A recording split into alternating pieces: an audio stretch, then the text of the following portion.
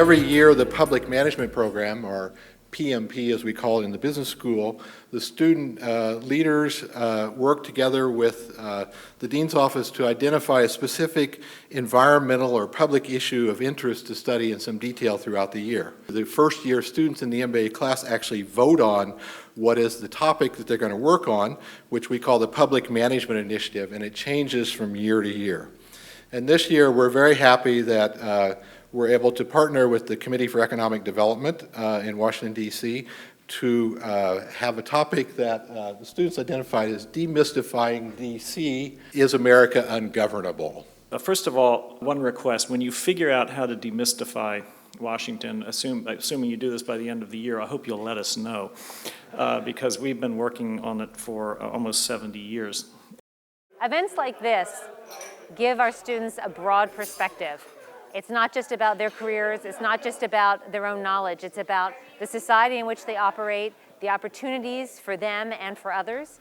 And this event really showed that the deficit and the budget crisis is something that we all need to be thinking about. Let me take you back to the happy days of December of 2007, at which time the Congressional Budget Office tried to explain to people how bad the budget situation was. And to do that, they extrapolated the behavior of the Congress and the administration. If they kept on doing what they tend to do in terms of tax and spending policy, what would happen to the accumulated debt of the United States? And to tell that story, they showed the debt relative to our GDP.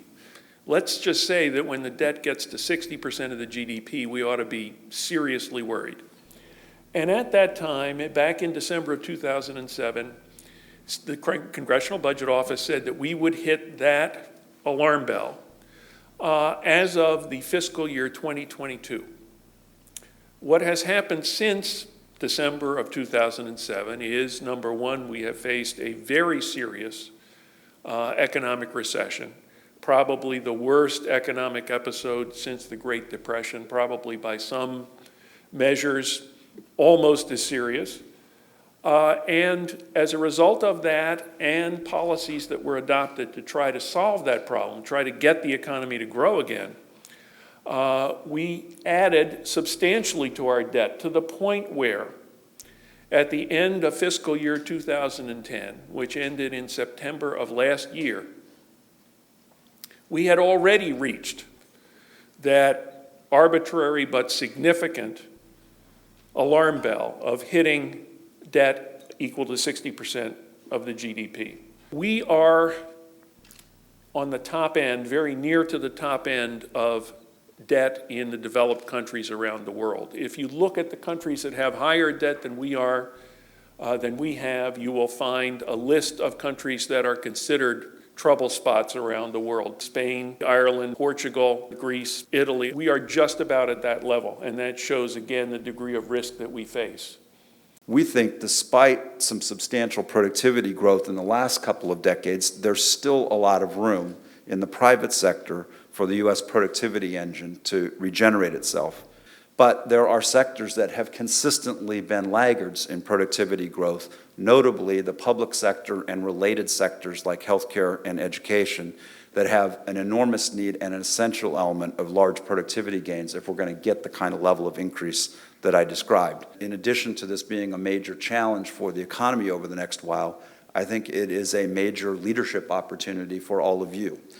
The challenges that Joe described and that I described, particularly in those that intersect between the public sector and the private sector, are leadership challenges.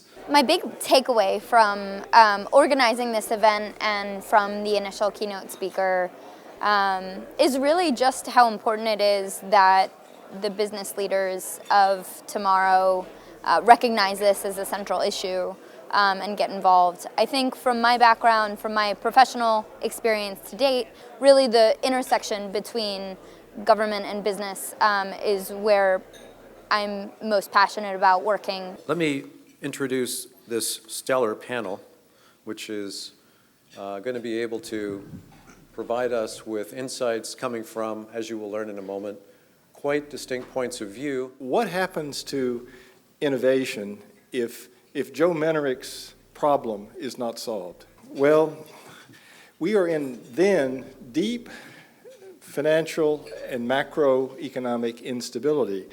We have inflation rates that we've never seen before, or we have foreign exchange problems such that the dollar is not worth enough so that we can buy very much abroad. We have interest rate spikes. Fortunately, this country has very little experience. In fact, we have no experience with that kind of world that we're headed into unless we solve this problem. But we know how to handle it. We just need the political will to manage. And what are the ingredients of that political will that are especially missing? I'm going to mention one in particular, and that's basically the business community is missing. The business community is missing in Washington. The market will take care of this problem if the policymakers don't. And what that means is the dollar will ultimately crash and interest rates will go through the ceiling, and that's not good for anybody, innovation or otherwise. And so what I might do tomorrow is just sort of preach that message, you know, far and wide. I mean, we have to solve this or the markets will solve it for us. I think the short answer to the question at the beginning of the session that you guys have asked, which is America ungovernable, the answer right now is yes. We see it every day. We wouldn't be in a situation where this generation of leadership is about to hand off facts like these to the rising generation if we were more governable. And so I think that one of the things you need to think about is it's not just the MBA toolkit, as would advertise, is that you guys will bring to addressing these problems. You're also going to need something of the psychotherapist's toolkit. So if there's still a chance to get that joint degree, act now. To me, this is heavily a leadership problem. So it's not your problem tomorrow, but it will be your problem soon. Your turn will come.